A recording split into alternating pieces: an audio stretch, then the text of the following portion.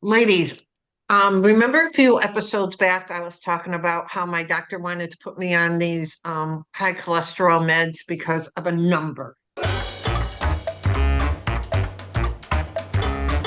And I um, was like, nope, you have to give me another reason. Like, a number is just a number. Why is that?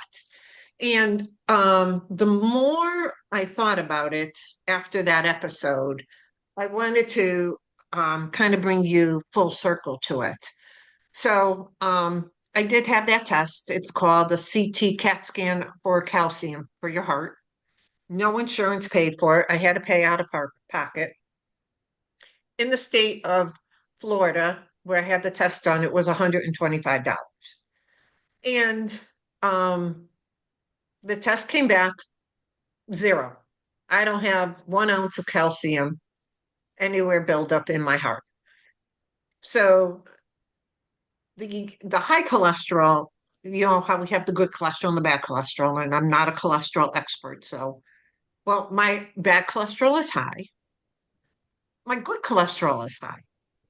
So I have always been taught from previous doctors that because my good cholesterol is high, it kind of counteracts. And when I brought that up to this doctor, he's like, nope, nope, you need this. Well, anyways, came back as zero. I don't have anything, any heart buildup. I don't need this medicine. And I think the biggest disappointment I had is my doctor did not give me my test results till almost a month later. I, when we talk about Sorry, did you have to advocating, ask for them? well, here's the thing I've learned when I leave any place that I had a test done, so, like a yearly blood test or whatever, I ask them where the results go. And it usually goes back to the doctors. But these nowadays, I know here in the United States, I have portals where all my medical information is. So I have apps on my phone that I can go in and see everything. So when I had this CAT scan done, when I was leaving the facility that was performing it, I said, okay, where does my test results go? And she said, well, it goes to your doctor, or here's a website you could sign on. Here's your patient ID. You could go in and get them. I'm like, okay, thank you very much. And I got them. I got my test results 3 days after I took the test. Mm. It took my doctor almost a month to call me to tell me I didn't need the medicine. Mm. You've changed doctors, right? Yes, I have. While I'm in the process. In this state, you have to have a primary doctor in order to go to any other doctors, not a referral, but if like when I needed my surgery or whatever, you have to have a primary. They have to list a primary. So, yeah, I was so disappointed that it took the office that long to call me. I'm almost 100% guaranteed that if I came back with calcium on my heart, I would have gotten a call right away to make sure I go on those prescriptions, Mm. you know? And I could have called the office. I didn't because I know through just having tests done when I had my cancer and all of that to go out and look at your tests. Now, I never try to read them, meaning I usually always wait for a doctor to tell me what's going on. But this test result was very adamant. It said percentage of calcium buildup in the heart, zero. Okay. Well, there was no big words. There was nothing. So, but when we talk about advocating, asking a doctor a question is not bad. If the doctor gets upset with that, that's a kind of a signal that there's something wrong. But even when we have our tests, finding out how you, as the patient, can get a copy of that test. we should advocate for that to make sure you have like your own medical records. Because I said to him, oh, look at here. And I pulled up past records. I'm like, see, it's always been high. Nope, nope, nope. Like it was this tunnel vision of it. Do you guys ask for your medical records or have copies of test results that have been done?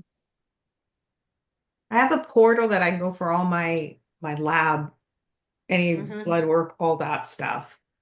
But, I go into my doctor's office and he's got these my big file because I beat him with it ever. I'm going, because of my age, are you even going to ever put that in a way that I could have access it without it being hard copies?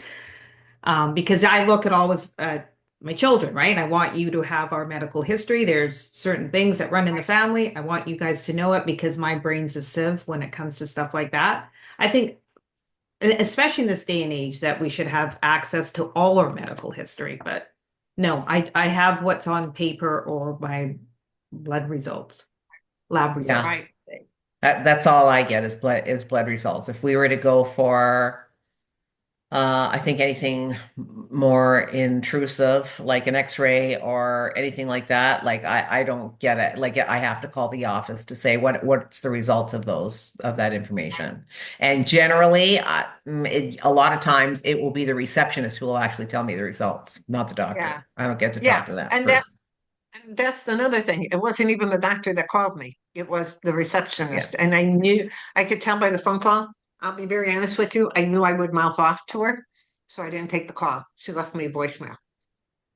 I mean, this is I think, a really super important discussion because I was talking with a person today actually, who is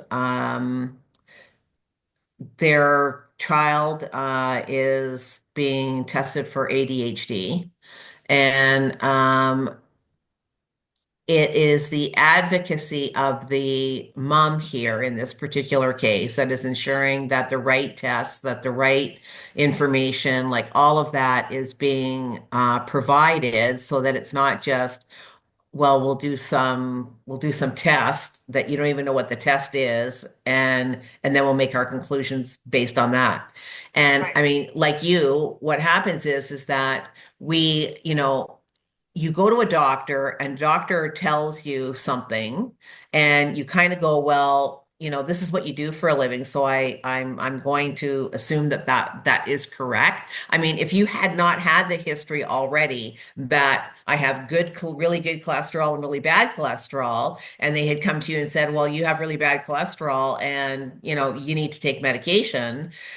I mean, thank God you had the history to go, wait a minute, I want to question this because, like, this isn't necessarily what I really should be doing. But I really think that even without that history, we should all be better advocates for ourselves to ask those questions, to say, well, just a minute. I know that this is like, where do I fit in the norm? Like, because it's Right. like, oh, you're fine because you fall between these numbers, Right. right? And these numbers represent, a normalcy. It's like, okay, that's great, which is why we need to have baselines for so many different things, like your bone density tests. Yep. Like, get in there and get those bone density tests because then they've got a record of, 10 years worth of testing that, they can say, yeah, you're good. So something's happening or whatever.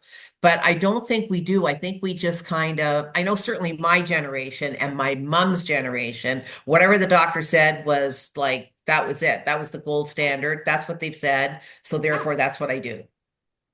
And Yep. nobody And nobody questioned it. I think questioning it because he looked at a number, that was it. And when were those numbers put in place? 50, 60, 70 years ago? Like, is anybody stated the guide of what it is? I'm not saying it's wrong, but I'm not saying like, okay, medicine has advanced so much. And now you're saying, I hit this number, so now you have to take this pill without having a conversation with anybody. You know, I think we get the doctors, and I'm not picking on doctors. I believe in doctors. I believe in Western medicine. I believe in medication as a cure.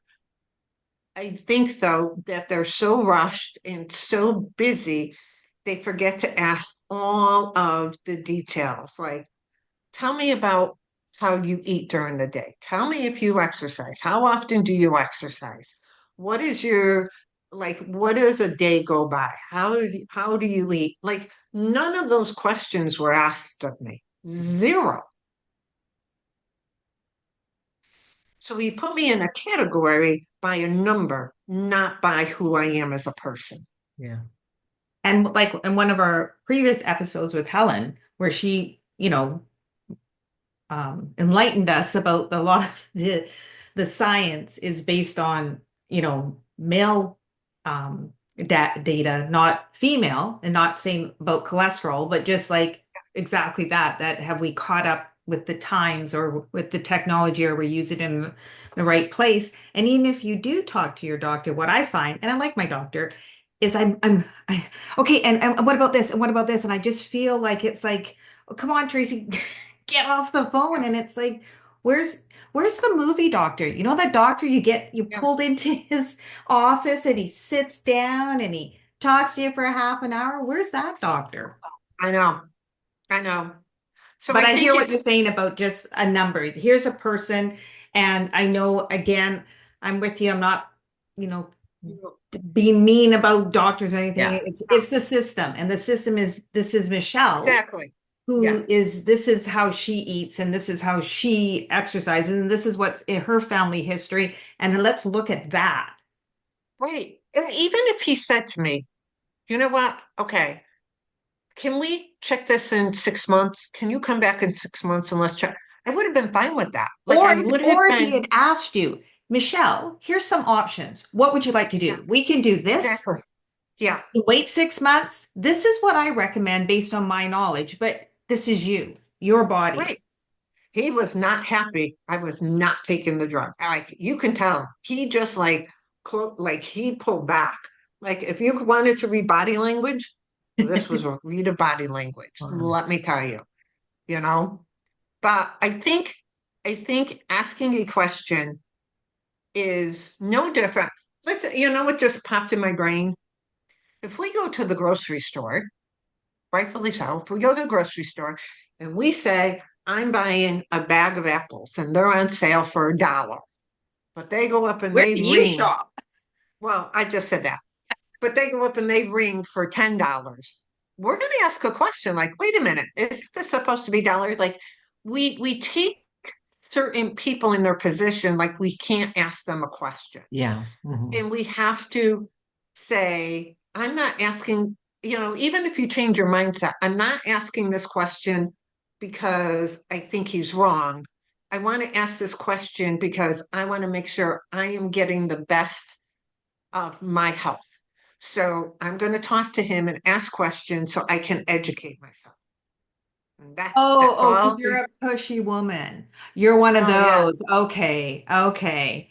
Okay, Michelle. yeah. Okay.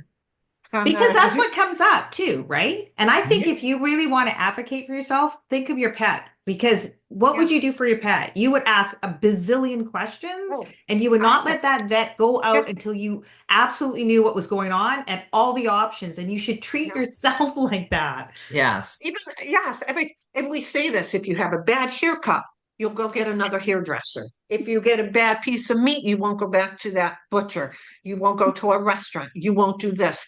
But when it comes to the medical profession, excuse me, and we ask a question, we feel like we should not question the professional standing in front of us. And no, you should.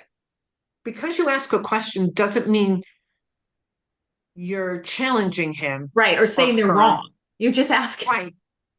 You're asking for information. There's also a concern, though. I don't know what it's like in the States, Michelle, or even in BC, Tracy, but certainly in Ontario, there is a dire need for doctors. Like, we don't have Yeah, enough doctors. The yeah, majority of people are lucky if they have a family doctor. Most people get treated because they go to a walk-in clinic Yeah. or they go to the hospital, right? And then they get treated for what's ever happening there. And I know it's like you don't want to lose that person, Yeah. so you don't want to yeah, piss them off under any circumstances. It's like yeah. don't want to do it. Don't want to do Do it. you That's how guys, it's like that in BC. And we actually have emergency rooms in the smaller towns closing from 6 o'clock on Sunday to Monday morning at 9. Like there is such a shortage. do you guys have what they call PAs? Expand PAs, personal Yeah, assistant. PA. So a lot of times What's when a we go PA? to our What's it? when we go to our doctors, we don't always see a doctor. We see a physician's assistant. And then, I, so they're right below, they go through a lot of the same medical schooling as a doctor, but they don't go all the way up and become a doctor. So it's a PA. So a lot of our doctor's office has the doctors and then they list like three or four PAs. So a lot of times when we're in, we might see a PA, but we won't see this doctor, but this doctor would sign off on certain things, like if you needed a surgery or whatever. So I think that's how within the States we're helping with that doctor shortage. We have Mhm. PAs under them. well, and So that I, like, makes sense because if you go to an ultrasound, the radiologist finally signs off on it, not the person that does the ultrasound. But if we right, were having the radiologist come in and do it every time, we you would won't be have it able to done. get Yeah. that. They're doing the So nursing though. I don't know if they're doing it over in Ontario, but in nursing, they're trying to create that where you have this just under. So probably the very similar thing. similar. Yeah. Right. And that's helped a lot. I've had wonderful PAs for the longest time. This was the doctor I was standing in front of, and I was like, no, we're not. And yes, I am changing. And I found another Sorry, doctor sorry, can I that's ask, been was it the age range of the what doctor? age? My doctor that I saw Yeah. in his 40s, I would say. Oh, okay. Yeah, it wasn't like this old timer. Okay. No, Okay. Just it thought. was not this old Yeah. timer. And I Yeah, know and what I you were thinking. thought No, it yeah, was. nope, it was not.